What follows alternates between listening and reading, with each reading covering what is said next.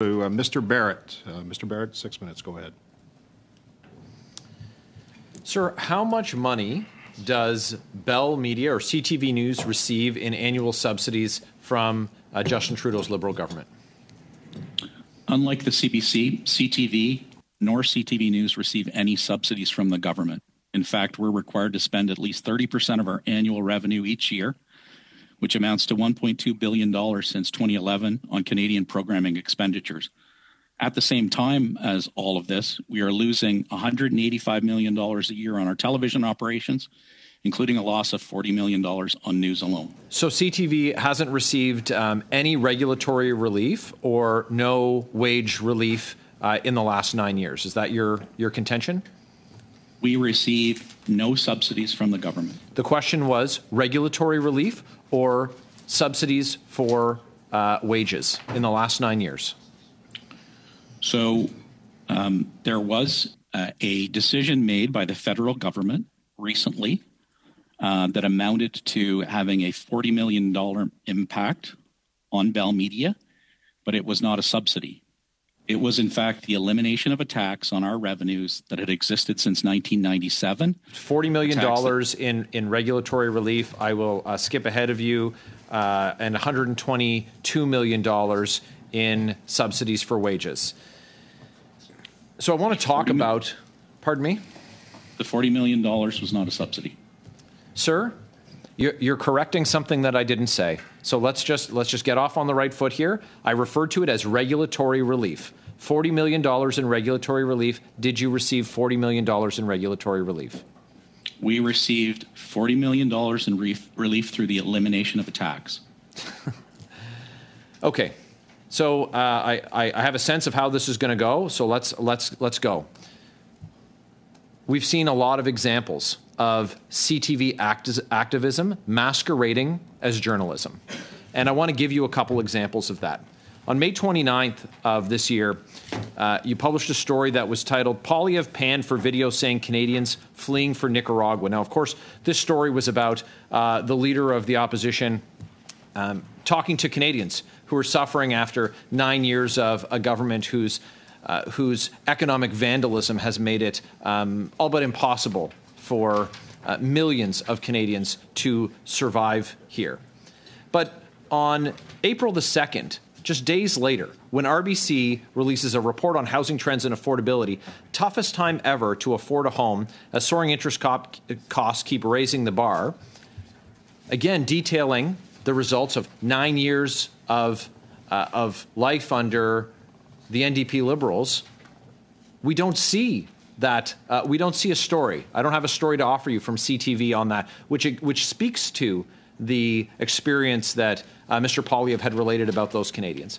And then, of course, we have the most recent example of the blatant disinformation spread by your network. This disinformation that was perpetrated on Canadians was spread on across your platforms, where instead of the message that Mr. Poilievre had given, which is what we hear from millions of Canadians, and that's the need for a carbon tax election when Canadians can't afford to eat, heat, or house themselves, you altered it to you altered that quote from Mr. Poilievre into one that reflected talking points from Justin Trudeau's Prime Minister's office. So we wouldn't know about that most recent case if you weren't called out by a Conservative staffer. And you said you're sorry, but we know that you're sorry that you're only sorry that you got caught. Isn't that right? I disagree with your characterization. So are you sorry? We have apologized twice for a mistake that occurred. We have back and reviewed all of your coverage of Mr. Poilievre and his discussions about the Trudeau Liberals' carbon tax on everything that they plan to, of course, quadruple, raising the price of gas to 60 cents a litre. That's seen 1 in 4 Canadians not know where their next meal is coming from. Food bank use skyrocket to records never seen before in this country. Have you gone back and reviewed all of your coverage of Mr. Poilievre, or will it be incumbent on Conservatives to have to go through and review historically the disinformation that CTV has perpetrated on Canadians, or is that something that CTV is going to proactively do? Because I can assure you, sir, that going forward, we know that we now need to do this not just for ourselves, but for Canadians, because certainly the trust has been broken. I want to give Mr. Grayson a chance to answer that, Mr. Barrett. Go ahead. So thank you. I disagree with the characterization that we are engaged in a campaign of disinformation with respect to Canadians. It's our job to present all sides of public policy issues in a balanced, accurate, and fair way so Canadians can make informed decisions on them. That's what we do consistently on a daily basis. This particular issue that happened on September the 22nd, sir, was a very rare and unique occurrence. Well, I'd be interested to know how I would be interested to know how you verified that it was rare if you didn't go back and review all of the other instances of coverage. Like I said, I'd like you to tell us now, though, do you think it's appropriate for other media organizations that have criticized that Conservatives called out this disinformation when you yourself admitted that you were wrong? The question is, do you think it is appropriate for other media outlets to have criticized this disinformation having been called out? Quick response, please, Mr. Gray. It's not for me to suggest how other media outlets operate. My job is to manage CTV News. Okay. Thank you, Mr. Barrett. Thank you, Mr. Gray. God. Thank you very much, Mr. Chair. I just have to go back to what you said. You said that the clip was altered. You showed Canadians something that never happened. And you're telling me now that there was no intent to misinform Canadians, and that the reason for that altering of a clip was because it had to be cut down for time. So the words that were cut out were carbon tax election. Okay, now I just timed myself. That took about 1.2 seconds. So you're telling me that there was no intent to misinform Canadians and they had to cut this down for length, and that it would be understood that the quote from the Conservative leader was about a carbon tax election, even though you removed the words carbon tax election. Can you understand how we're having a very difficult time accepting that? So I want to be clear. What I indicated was that was the explanation offered by the individual involved. That was not my explanation as to what transpired. Do you accept that, or do you believe it was deliberately done to mislead Canadians? I do not believe that it was deliberately done, but there was a violation of our editorial standards. So these two individuals are no longer part of it. Do you accept the explanation that was given to you?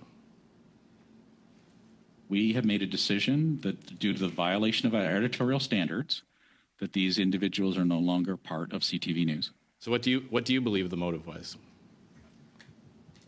It is not for me to determine what the motive was. Okay. All right.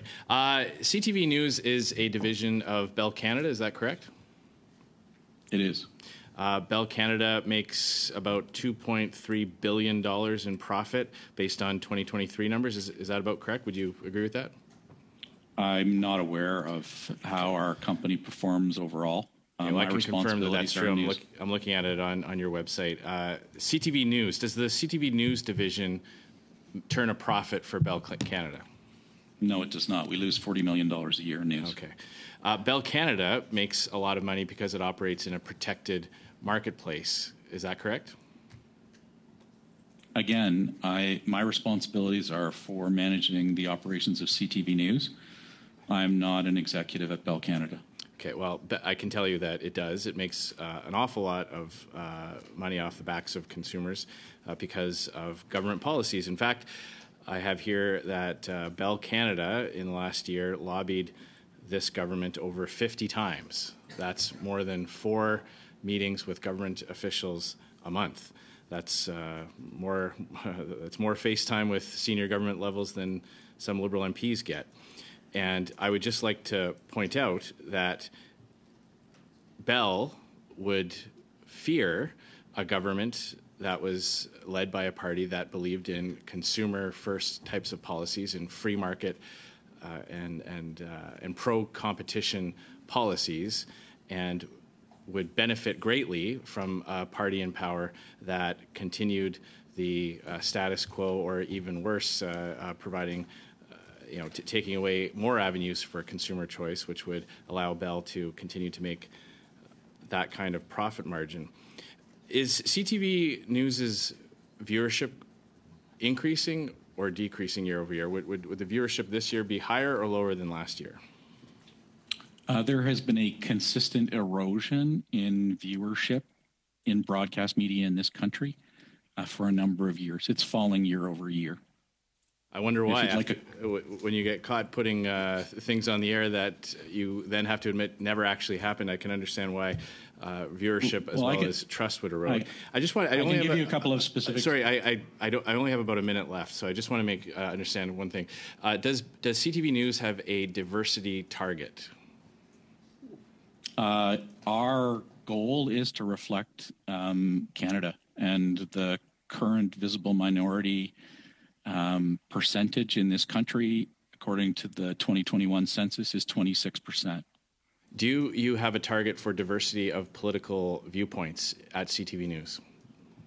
It's our job, as I said earlier, to present all sides of public policy issues in a balanced, accurate, and fair way. That doesn't answer the question. Do you have a specific policy to ensure that the editorial direction, the journalists, and the producers at CTV News reflect the Canadians' political spectrum? It's not the job of journalists to reflect the Canadian political spectrum. It's our job to present stories in an unbiased, balanced, accurate, and fair way. No, but you're telling me you have no way of determining whether or not the producers, the editors, and the journalists all have the same liberal bias. You have no way to determine that. Quick response, Mr. Gray, please. Our team do not have a liberal bias. Okay. Thank you, Mr. Thank you very much, Mr. Chair. Mr. Gray, you have repeatedly stated here today that you believe that there was no intent to mislead. Let's look at what happened. CTV spliced together 3 short sound bites. Sound bites spliced together, not even in the order that they were stated, to create an entirely made-up sentence, literally fake news, that entirely changed the meaning of what Pierre Poilievre said. So, on what basis do you conclude that there was no intent to mislead? On what basis exactly? 2 now former staff members of CTV News acted in a way that was in breach of our editorial standards. You made a conclusive statement that there was no intent to mislead, so I'm asking you, on what basis do you draw that conclusion? Based on 33 years of experience, and this being the first and only time. Mr. Gray, no one believes you, and happened. you said, for example, that the employee who altered the video, one of the 2 employees, said that he or she believed that it would be understood to be about the carbon tax election. Yet nowhere in the report is there any mention of the carbon tax election. So on what basis could anyone reasonably believe that that statement was made in that context when there was no context? Quite the opposite, disinformation. I disagree. It's a fact that there was no mention of a carbon tax election. You have no credibility, and in the face of the fact that CTV peddled a fraudulent news story, and you haven't apologized, you haven't explained the basis upon which you have asserted that there was no intent to mislead, to simply say you disagree isn't good enough. No one believes you. We have, in fact, apologized twice. You haven't apologized at all. You said there was no intent to mislead. No intent to mislead, but you can't even articulate the basis of why. There was no intent to mislead. We have apologized Say that, twice. but I asked you to provide a basis, and you haven't been able to provide a basis. 2:30. Go ahead, Mr. Caputo. Thank you, Mr. Chair. Mr. Gray, I take issue with something that you said, and it's actually been said a number of times at this committee. You characterized this as a mistake. Do you stand by that? It was the violation Sir, of I asked our you, editorial was this standards. a mistake? You've said that before. You stand by the fact it was a mistake. Is that correct? I stand by the fact that Sir, This story went to air in a way that it shouldn't Sir, have. no, you have called it a mistake. And with all due respect, a mistake is when I put milk in my coffee instead of cream. This was a massive error in judgment. This was a previously unforeseen breach of trust from what was once a trusted media organization. And you have said, picking up on what Mr. Cooper said, the explanation given was not to mislead Canadians. Sir, do you even believe that? I stand by my testimony today wholeheartedly and unreservedly. You stand by your testimony that the intent was not to mislead Canadians. Did you talk to these people and get their motives, sir? There was a fulsome investigation. But I asked whether, transpired. sir, with all due respect, I didn't ask whether there was an investigation. I asked whether you spoke with them. Yes or no?